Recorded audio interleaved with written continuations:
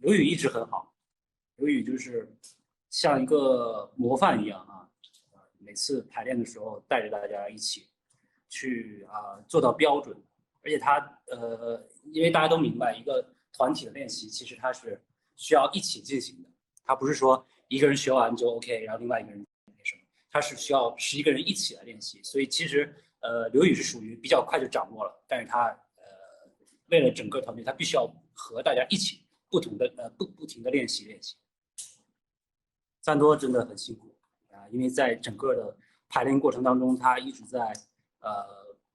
怎么讲，就是我们一直在配合吧，一起来一直给这个大家的练习去抠更多的细节。一完其实平时比较比较冷静的一个人比较安静但是他在一些关键时刻，他会很明确的去提一些想法和意见。赞多和力丸很好，他们两个都是属于会呃明确很多细节的。伊卡是一个反差萌，很有意思因为他你别看他平时酷酷的，但实际上他是一个非常活跃的人。小九也很努力，小九知道自己在舞蹈上的功力可能没有那么深厚吧所以他也是比较去在意自己练习的这个成果的。林默，林默就是人间喜剧确实很活跃，确实很活跃。但是他在练习的时候是很认真的，很多时候他都会给自己一些思考的空间。他不是那种傻练的不是说老师说来练就那种，他是会自己去思考，哎，去找自己的问题，然后他会提很多问题。林默，林默，其实，前天这个舞台他自己那段的时候，他有点自我发挥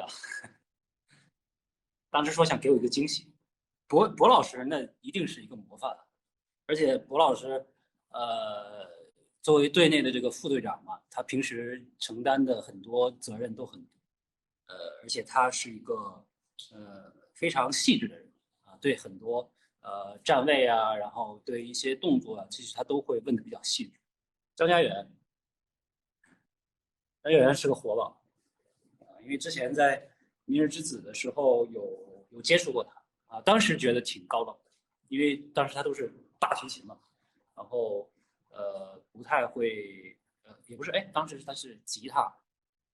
当时接触的时候就觉得挺高冷的一个人也不苟言笑，但实际上通过看那个创造营那个节目，然后再到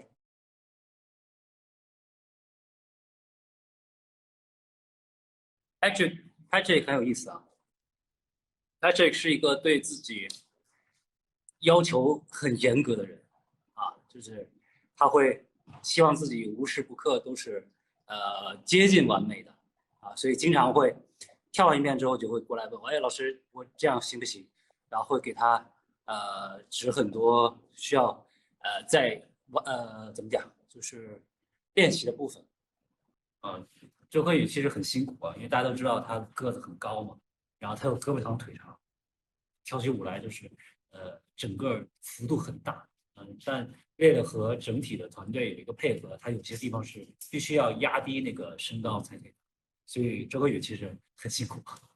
周柯宇学舞也很快，但就像我一开始讲的，其实他为了整个团队，他要付出更多的一些辛苦，因为他本身个子比较高嘛，所以他经常需要去调整自己的高度和幅度，去和别人去接近。说到周柯宇，其实这个之前他在去节目前，在我们这里去练习的时候有碰过面当时就觉得很高冷的一个人，但是实际接触下来，他也是一个非常怎么讲，非常有礼貌，然后非常也是比较清晰，知道自己的一些目标和这个努力方向的人。周柯宇挺会给自己解压的，能感受到他压力很大，但是其实他很会给自己解压。这个可以跟大家讲周柯宇的这个云中漫步自己想的，AK 也是属于很努力的人，他其实有非常清晰的对自己的一个认知吧，他知道自己什么地方是有优势，什么地方是需要去努力的，所以他在每一次练习的时候，其实他都是在尽力去做到自己最好。这次其实大家去仔细看的话，一般大团的团舞走位都是非常复杂，除非是一些硬性要求，说不可以变队形，或者说我一定要在某个区域去跳舞，要不然我们都会去做一些比较复杂的队形变化和图形，这样大家去看的时候才会觉得有意思。solo 的部分其实我们会这样，一般都会有呃一个示范给到他，然后但具体怎么样发挥会和成员自己讨论。如果他自己有想法说，哎，我想根据我自己的这个歌词体现什么，我们会商量，然后最终确认。如果他觉得示范的那个 OK，他可能就会直接用示范的那个，因为他们这个团，大家交流的时候就会很有意思，因为这个外国的弟弟会努力去说中文，然后中国的弟弟又努力去说英文，所以在排练过程当中其实很好玩。有翻译，你说平时排练的时候翻译吗？有的有的，但我们都是在排练的时候力争去说中文，因为这也是几个外国弟弟比较坚持。怎么讲？因为行程的原因吧，其实他们练习的时间，一起练习的时间不长。在我看来，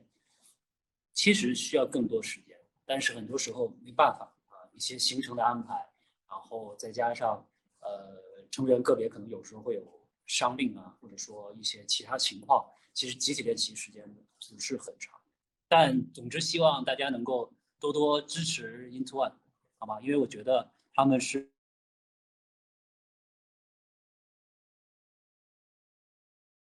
会有一些外部的原因让大家有不满意，或者说觉得哎可以在更好的空间，但是大家要给他们时间，相信他们，因为他们每一次在练习的时候，都是全身心付出，这个我看在眼里是觉得非常好。OK，